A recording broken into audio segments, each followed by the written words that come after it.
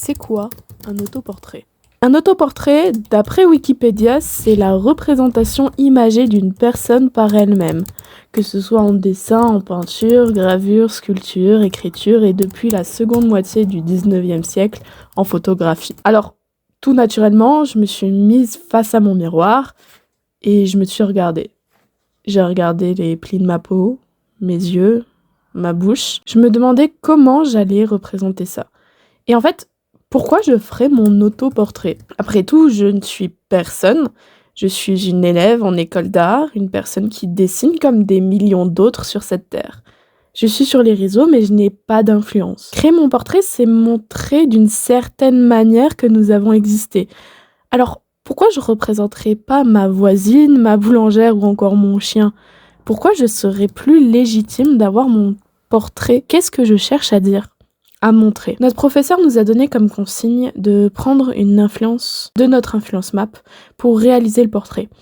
À partir de cela, qu'est-ce que je cherche à montrer que les autres n'ont pas encore exprimé? Sur ma map, deux univers sont distincts. Un côté sombre avec des monstres et une certaine étrangeté. D'une autre, quelque chose de plus chaleureux, mêlant fantaisie et mignonnerie.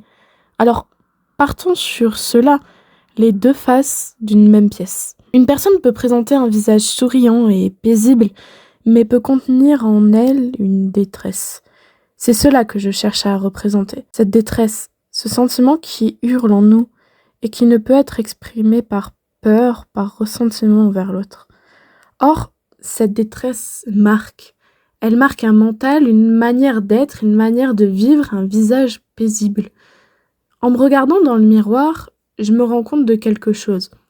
Ce n'est pas moi que je regarde, c'est seulement ma représentation. C'est ma vision que je me fais de moi en ayant conscience de mon vécu, de mon histoire. Je les vois, ces démons intérieurs. Mais une personne qui regarderait cette représentation ne les verrait pas. Il ne verrait qu'un miroir extérieur. Or, ce n'est pas moi. Je ne suis pas cette fille souriante, je ne suis pas cette fille qui sourit à la vie. Je ne suis qu'un masque qui essaye de camoufler des traumas qui ne cessent de me hanter. Connaissez-vous le défaut de quelque chose fait de verre? Elle peut se briser.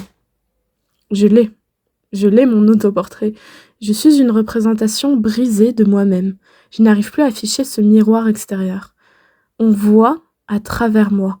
Les gens commencent à comprendre que je vais mal, mais si les gens comprennent que je vais mal, ils sauront que je ne suis pas souriante, ils sauront que j'ai des démons intérieurs, ils sauront que je suis un démon. C'est ça que je veux montrer, c'est ça que je veux dire. Vous ne connaissez pas la personne en face de vous, elle n'est que le miroir de ce qu'elle choisit de refléter, et quand bien même vous voyez son intérieur, vous ne pourrez jamais la comprendre. Vous êtes une personne extérieure, vous n'avez pas le même vécu, la même histoire, le même point de vue, vous n'êtes qu'observateur. Vous êtes l'observateur d'une mascarade.